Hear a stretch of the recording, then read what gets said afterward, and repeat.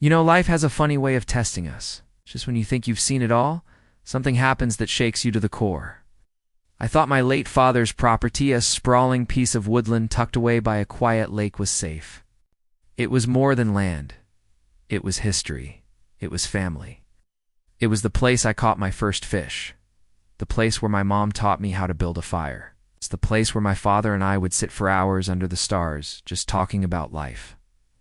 But years later, when I returned after some time away, I found something that nearly made me fall to my knees. 20 cabins, not little sheds, not temporary structures. Real cabins lined up like a summer camp with signs that read HOA private property members only. And that's when I realized they had built an entire vacation retreat. On my inherited land. What they didn't know, however, was that I had something stronger than their smug smiles and HOA rules. I had the receipts. The legal proof and the will to fight. Asterisk, it had been nearly a decade since I set foot on the property. Life had taken me across the country.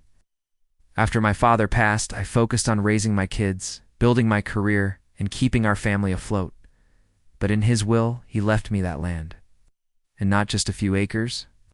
Nearly 200 acres of prime woodland, bordering a pristine lake.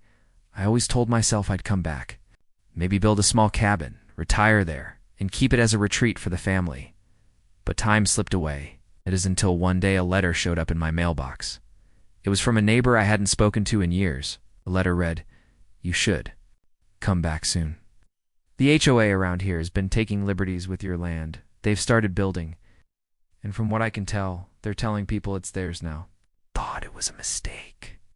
Maybe the neighbor misunderstood. Maybe it was just a shed or two. But my gut told me to check for myself, so I packed up my truck, grabbed the old deed and tax receipts from my father's lockbox, and made the drive back. When I pulled into that long dirt road and the trees opened up to reveal the lake, my heart stopped. Instead of the quiet wilderness I remembered, there was construction noise. Cars parked, kids running around, and cabins lined up like some kind of summer resort. I slammed my truck door and walked toward the first cabin. That's when a woman in her mid-50s, with oversized sunglasses and a clipboard, strutted up to me like she owned the place. "Excuse me," she snapped. "This is private property. HOA members only. You can't be here." I looked her dead in the eye and said, "Lady, you're standing on my land." Her name was Brenda, and as it turned out, she was the HOA president. She laughed at me. "Your land? No. This land was abandoned. We took care of it, cleaned it up, and developed it. It belongs to the association now." I pulled out the folder I'd brought with me, the deed, the tax records, everything. "My father left this to me. I've been paying the property taxes every year. I have every receipt. This land is legally mine." Her smirk faltered, but only for a second. She quickly snapped back, "Well, you should have spoken up years ago. We've already built 20 cabins here. Families have moved in. Kids go to school here. Do you really think any judge is going to throw them out just because you dug up some papers?" Her arrogance boiled my blood. I remembered my father's words. Never let someone bully you off what's rightfully yours. Leaned in and said, "Lady, you and your HOA made the biggest mistake of your lives. I'm going to prove it." I stayed at a small motel in town that night, staring at the ceiling, heart pounding. I thought about letting it go. I thought about how hard the fight might be. But then I remembered walking those woods with my father, his hand on my shoulder, saying, "Son, this land is your heritage. Take care of it, and it'll take care of you." The next morning, I went down to the county records office. I requested every document tied to the land. And sure enough, my name was listed as the owner, clear as day. No liens, no transfers, no disputes. It was mine, lock, stock, and barrel. The clerk at the desk shook her head when I told her what the HOA had done. It didn't even apply. "For permits for those cabins," she whispered. "Might want to talk to a lawyer." So I did.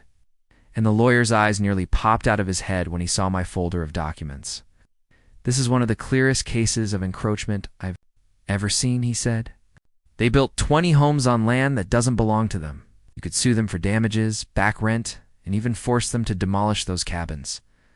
I felt a fire ignite in my chest. I wasn't just going to reclaim my land. I was going to teach that HOA a lesson they'd never forget. When the lawsuit hit, the HOA board looked like deer in headlights. Brenda tried to rally her troops, but reality was setting in. Their smug clubhouse meetings turned into frantic gatherings. They had built on land they didn't own. And now, the whole thing was unraveling. I'll never forget the day we walked into court. Brenda stood there in her tailored suit, glaring at me like I was some intruder. She told the judge that I had abandoned the land and that the HOA had revitalized it. But when my lawyer dropped the stack of receipts, tax records, and the original deed onto the judge's bench, the room went silent. Mr. Thompson has never abandoned his property, my lawyer said firmly. He has paid taxes on it every year. He holds the legal deed. This HOA not only trespassed, they constructed 20 unauthorized cabins without permits, without inspections, and without ownership rights. It's his theft, plain and simple. As Brenda tried to interject, but the judge raised a hand. I've seen enough. This land belongs to Mr. Thompson, and every cabin built on it is an unlawful structure. The gavel came down like thunder. But victory wasn't as simple as a court ruling. Those cabins were occupied. Families had paid money to the HOA, believing they were buying legitimate property. Some were angry at me, shouting that I was kicking them out. I didn't blame them. They had been lied to. So instead of going after the families, I went after the HOA board directly. The court ordered Brenda and her cronies to personally compensate every family who had bought into the scam. The cabins, they were either removed or bought back from me at full market value on my terms. I kept a few of them, turning them into rental cabins for extra income. The rest I had demolished. Watching the bulldozers tear down those illegal structures felt like justice being restored. As for Brenda, she ended up losing her own home to cover the damages. I heard she moved in with her sister out of state, and me. I rebuilt a cabin on the property, right on the lake shore, where my father and I used to sit and watch the sunset. My kids come up every summer now. We fish, we hike, we laugh, and we tell stories around the fire. One night, I sat there with my grandson, and he asked, "Grandpa, why do you love this place so much?"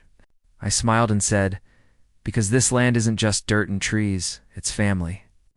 And no matter what, you fight to protect what matters." Asterisk, so what did I learn? Sometimes the fight chooses you, and when it does, you have to stand tall. Even against an entire HOA, because justice isn't just about winning. It's about honoring the people who came before you. My father gave me more than land. He gave me strength. And when that gavel came down, I knew he would have been proud. And let me tell you, nothing feels better than standing on your porch, looking out over the land that's rightfully yours, knowing that you fought back and won.